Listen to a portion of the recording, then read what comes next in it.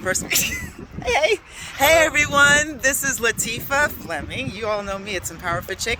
If you see me on a Sunday at noon, it must be motivating the motivator time. So I told you all it is a hot boy summer. Oh, by the way, I've got clothes on. My God, what the hell am I doing? Anyway, so hot boy summer, hot man summer. So, this summer we're interviewing men. So today I have George Masinde. Yeah. I'm saying it correctly. He is, I'll say guide, but he is so much more than that. He and I have been working together for a year to get it together so I can get here to Tanzania. Tanzania. I said it that way because there's a couple of ways to say it. Tanzania? Yeah. That's the way the locals say it, so I'm trying to be local. Tanzania. Yeah. Tanzania. That's Yeah, how the Tanzania. locals say it. So, everyone, I just want to introduce you all to George. George, say hi to the people. Hello, how are you? Mambo. Mambo, that's how you say hello here. In Swahili. In Swahili. Yeah. So, well, actually, that'll be our first question. The main language here, and give us some of the first things that you want to have people know when they come here. What's some of the language that they need to know when they get here to Tanzania? All right. The most important words when you come to Tanzania are like as follows. Like first, you want to say hello. You say mambo. If you want to say thank you, say asante. If you want to say you're welcome, you say karibu. Maybe you want to negotiate, and maybe when you're in Africa, some street vendors will like to follow around and try to say their business. If you want to say no, you say hapana. Oh, wait, he didn't teach me that word. It was a surprise. No, it's a surprise. Hapana. Yeah, hapana. So you say no. Or you want to say no, thank you. You say hapana asante. Or to make it easier, just say no, which means hapana. Perfect. Yeah. Okay. Yeah. So, that's on the fuse. those are the few words that you need. And everyone needs to know quite a few words when you go into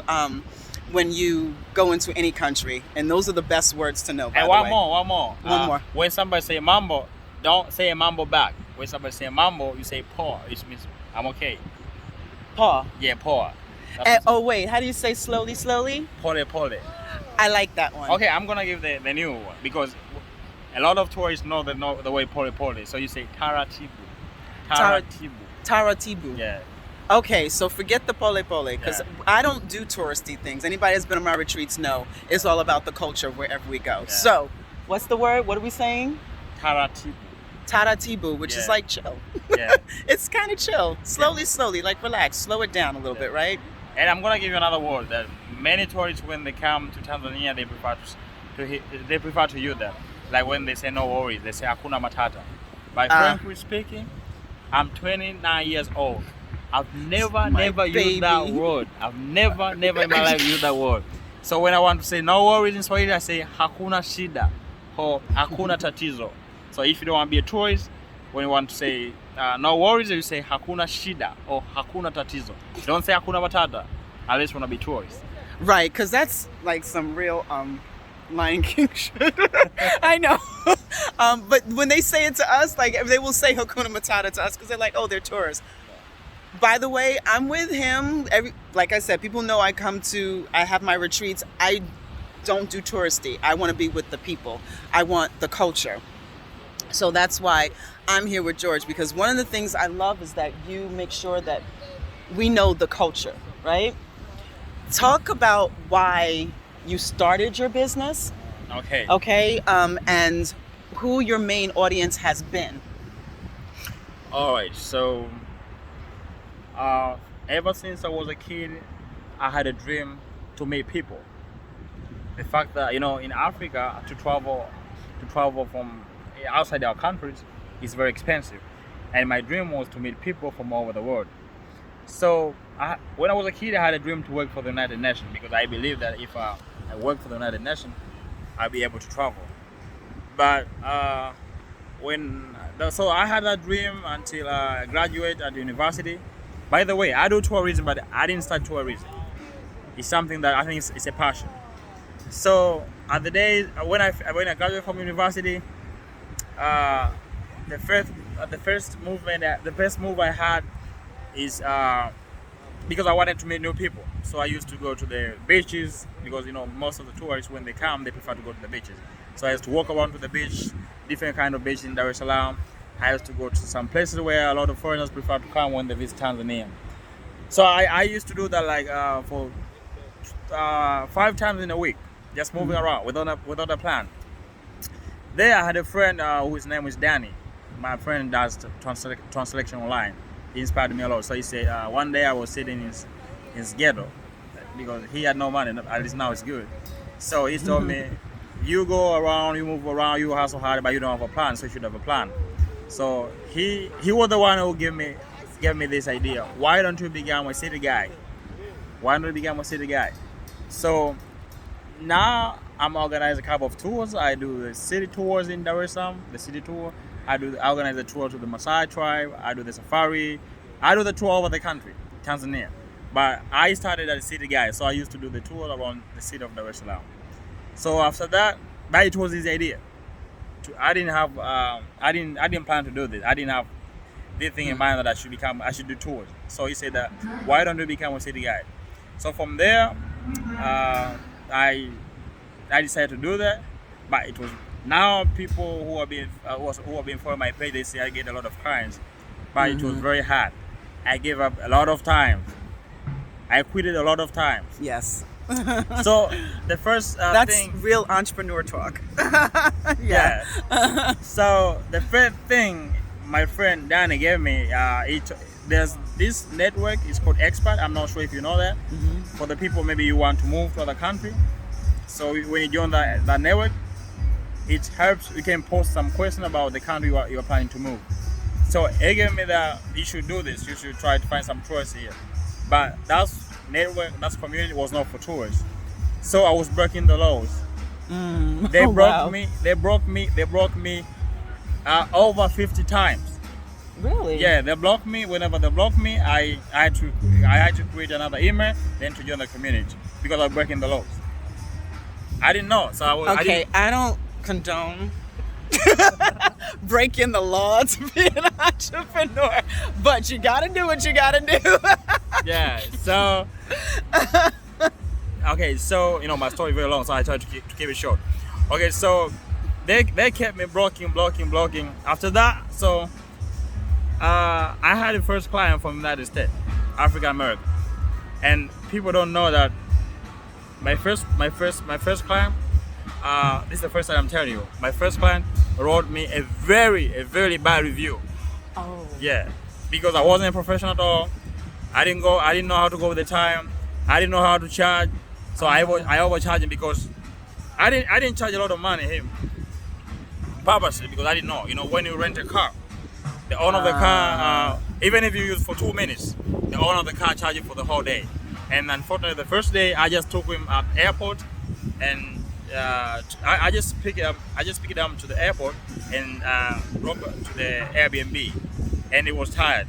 But because the owner of the car charged me the money for the whole day, so I had to charge him more. So he was mad because when he came here, he had some Tanzanian friends. So he said, this guy is trying to steal your money. But I didn't know that. I didn't do that on purpose. I didn't know. Well, I gotta break in because this is like some of the stuff that you need to know as an entrepreneur. Yes. And as an entrepreneur, you're going to make mistakes in the beginning. Actually, in anything you do, you're going to make mistakes in the beginning. You have to be okay with that. But I love the fact that you were like, listen, I'm able to own up to the first time I ever did this. Yeah. I sucked. Yeah. So after that,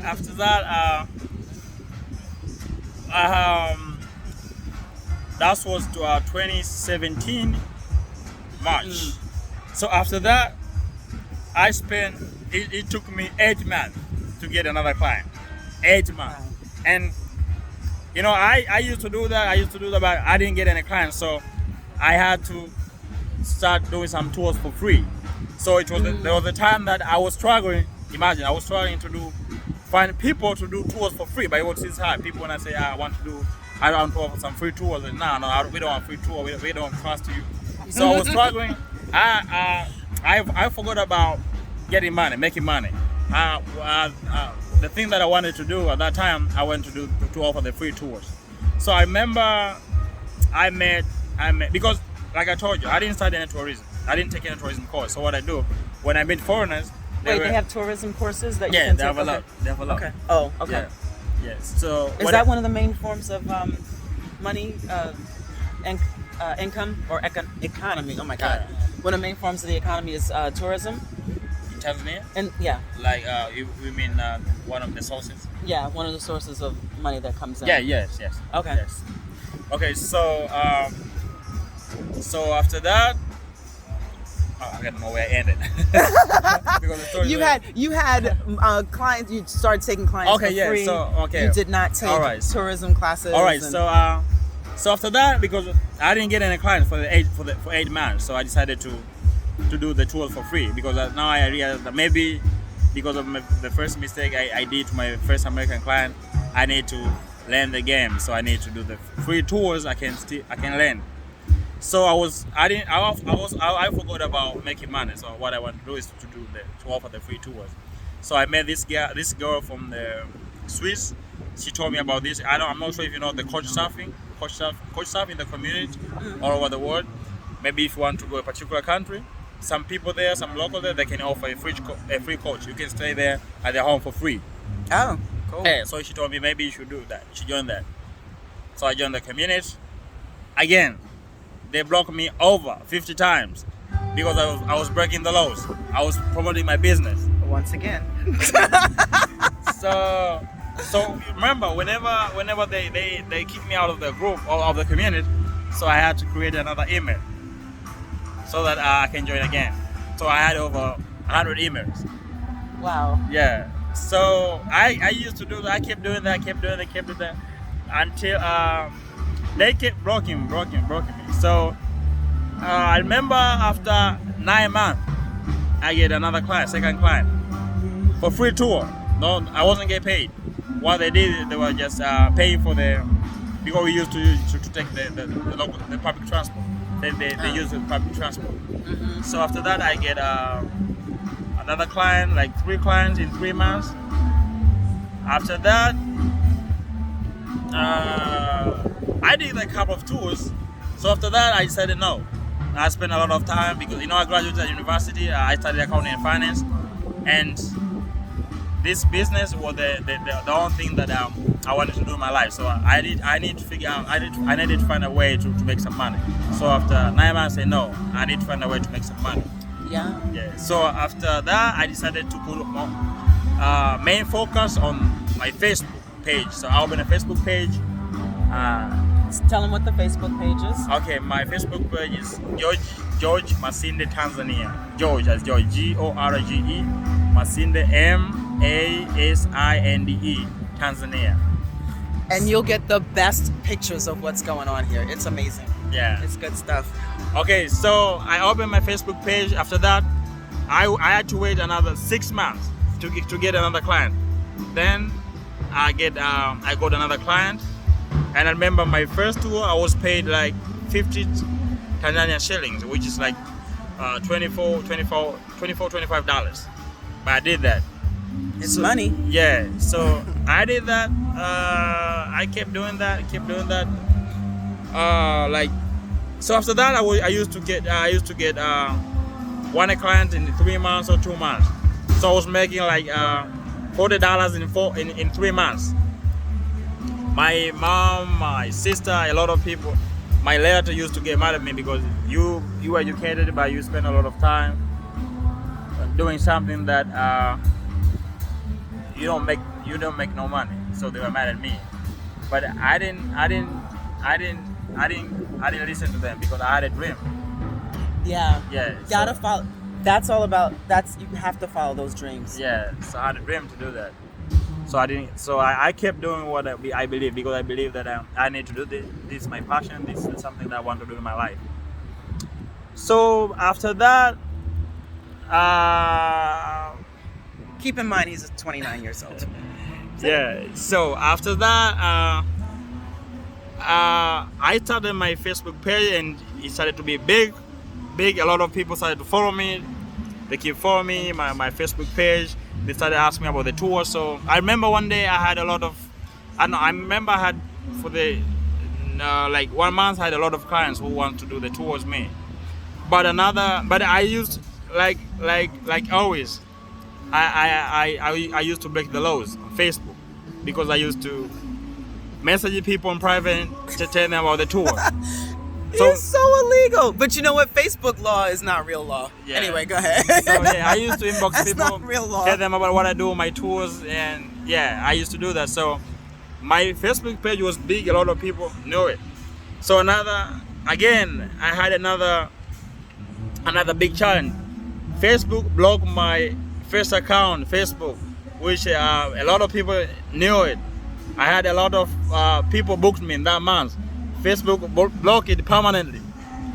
Yeah, and that's what our platform that I depended to get clients. So Facebook blocked. So that was another big challenge for me. Wow. Okay. So this is, you know what? This is truly a story about perseverance. It's truly like if you have that dream and you have that want, you have to. I had an interview a few months ago or a few weeks ago with Tia Jackson, and she said your why has to be very important and very strong. So he had a purpose. He knew exactly what he wanted to do, and he was like, "Listen, I'm going to do this." Yes, correct? exactly. Yeah. Never give up on that. But I just want to shift it really quick. Just two quick things before we head on out. You mentioned one of your first clients, African American man, Yes. right? What is it? 99% of your clientele is African American. Yeah, exactly. Why is it so important for you to make sure you have African Americans come to Tanzania Oh. and people of color? Because but it's mostly like African descent. Yeah, and on the east and the west. Well, Why is that so important to you? well, I think. Well, it's not like I'm more. I think You have everyone, but Yes. I know that it's important for you to make sure that we come over here as well. I think this is their home because they left Africa many years ago. So I think, and the fact that I hear that they're being told a lot of false stories about Africa, like Africa is a jungle. They're told that Africa is not safe. They shouldn't come to Africa. So I think for me, that's why I prefer to spend most of the time posting good videos to tell them Africa is not safe. They are giving them the false information. Africa is safe. Like for example, in my country, we have this gun control policy. So if somebody comes to rob you, we come with a leather blade or machete. So if somebody comes to rob you, they coming for that person that's coming to rob you. Yeah, because anyway, it's very hard to own a gun in Tanzania. Trust me. When you want to own a gun, the government will question a lot. What do you need for? So that's one of the things that keeps our country safe. So when you're in Tanzania, if you hear gunshot, even the local will be, will be like, what's happening? So we are not used to do that. So our country is very safe. Don't listen to the false news. I believe there's some part of Africa, like maybe Somalia, is not safe, but the entire continent of Africa is very safe, especially Tanzania.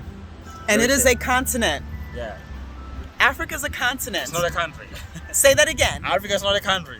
Africa is a continent. It's like Exactly. North America. You have United States. You have Mexico. You have Canada. You see that? Africa is not a country. It's a continent. You should know that. I know. And just in case you don't know, he's gonna be here to make sure you know please. that. Africa is not a country. It's a continent. We have over 50 countries in Africa. I think 52. I'm not sure. It is 52. Yeah. Yes. So we're gonna kind of close it out here, but I want you to close out with what's the number one reason, and I'll give you a second to think about it, but what's the number one reason that you think people, because it's African Americans, it's Europeans, it's anybody from anywhere in the world, why do you think we all need to come to not just Tanzania, but to the continent of Africa and experience what's here? I'll say number one, but if you have another one, give me that too. But why do you think it's so important that we come? By the way, so I'll give you a moment to think about that because he's rubbing his chin. You gotta think about it. But while we were here, we've done safaris, oh my God, we've been everywhere. And we're not even finished. Like, we're still going to Kilimanjaro, we're still going to Zanzibar. But why do you think it's so important? And by the way, even though he's here in Dar es Salaam, he helps to curate throughout the country. So he's built his business up to the point where he's got connections in all these various places so that you can go through George and then get everything. And by the way, plug, I'll be back next year. Next year is Tanzania and Seychelles, June 29th through July 9th. So it's Paradise, Culture, and Yoga. 2022. Okay. So anyway, I gave you enough time. Okay. All right. And okay. yes, I'll be working with George because who the hell else am I going to work with? But go ahead. All right. So okay. Why is it so important? For African American, right? African American, but anybody. Definitely us. Okay. But anybody. Why is it so important for us to come here? Okay. So okay. Let me base for the African American. Because if you ask me why for everybody, apart from the beauty of Tanzania, the safari, the Mount Kilimanjaro, the beach, but let me base it for the African Americans. Because I feel bad for how you're treated in the United States. So I think because Africa is beautiful, it's your home. Why don't you come to the place that you're welcome?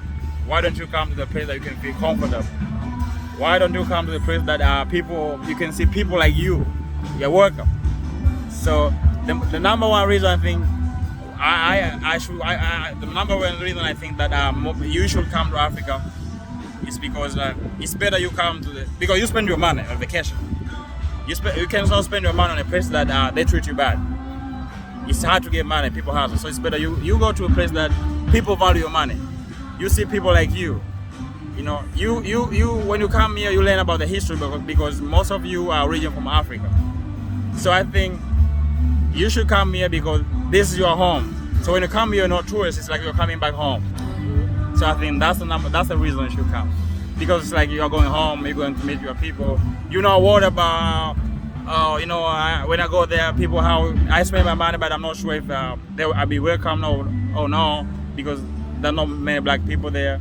So I think you should come here because when you come here, you see people like you, so you'll be welcome. You won't feel like you are in a foreign country. You feel like home. So you spend your money on it for the right reason. Yeah, I think so. I can attest to that because I feel like I'm home. Every time I've been on the continent, no matter where I've been, I've always felt like I was home. And the other place that I felt like I was home when I got there was Aswan in southern Egypt.